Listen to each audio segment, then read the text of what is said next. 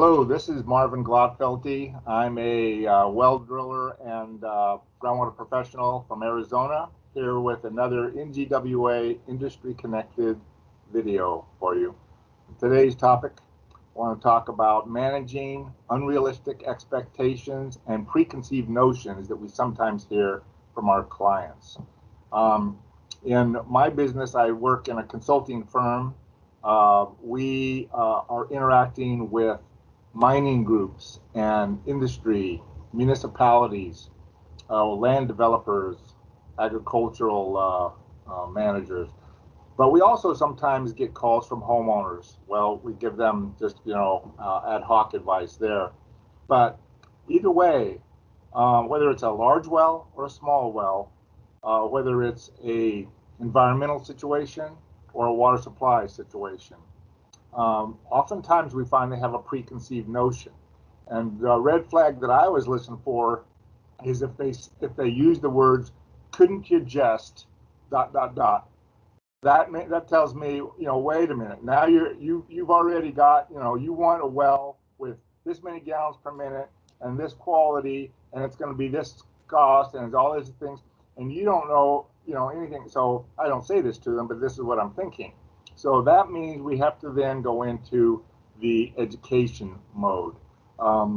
There's so many different things that they can perceive and expect. One thing would be the flow rate. And if the aquifer cannot do it, then that's just not going to happen. And so what can lead them to that is important to understand as we communicate with them and try to bring them back to reality. And one thing in doing that, it's important to keep in mind is that they are like everybody else. They have their dignity. They have this notion for a reason, and they think that they've got facts in their head, even though they're inaccurate. Well, they need to be acknowledge that, yes, I hear you, I'm listening to you, but here's some information to add to your basket so that you can now understand the real situation. So what is a common pitfall is that well owners will look at old well records, and well records may include, at least in my area, exaggerations. There's the well produces 2,000 gallons a minute and it's an 8-inch casing. No way that would ever happen. What pump would ever make that a flow? So there's things that are exaggerations, and there's also conditions that are no longer. Remember that in our business, time is an element. What is a water level in July is not going to be the water level in January.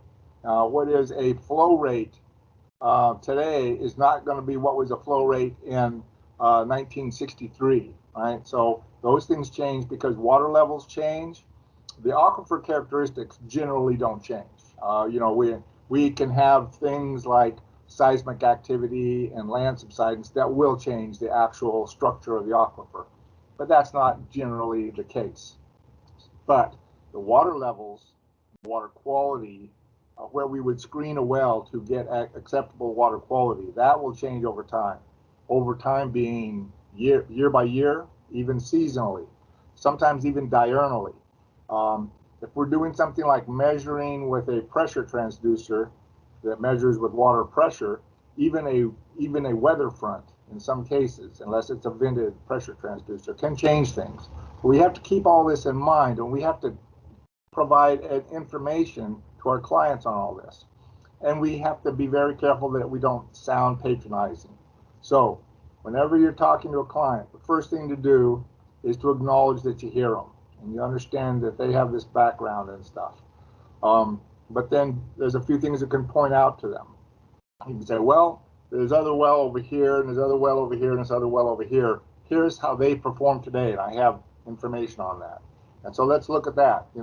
Your well that we will now drill, or that we're now working on, if it's to be twice that, then how can that be? You can bring them back to reality. You can talk about your work experience. If you have good war stories that exemplify how they're misguided, without saying that they're misguided, then that's going to be important. And then repeatedly mention to them that, we'll do the best we can, but we're interacting with Mother Nature when we do work with wells. A groundwater professional will do the best design they can. They'll drill the best well they can. They'll develop it to the extent that they can and then do a test on it. But that test will provide quantity and quality that at the end of the day was produced by Mother Nature, not that groundwater professional. That groundwater professional just simply didn't stop it from happening. So all we can do is get up to what is provided by nature, and that's the reality. So these things are all too common. I've had clients with kind of extreme expectations. Sometimes been they had their well sited by a dowser, and then they have these maybe I've seen times where people find a a bug in the well or something like that. So they think that there's there's fish out in the aquifer, and there's underground rivers, and they watch some sci-fi movie and they have all these thoughts and they think there's dinosaurs down there or something. Well, it's again, we just have to bring them back to reality. We really do a lot of work to raise the standards of our own industry knowledge, and so that's great. But that's just part of the challenge. Communicating that to a layperson is just such a delicate balance.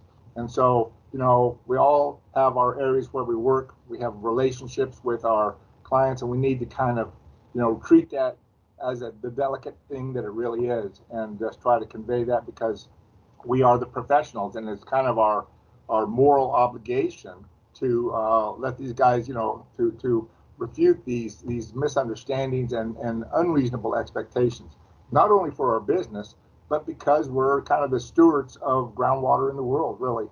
So with that, I thank you, and I'll talk to you next time.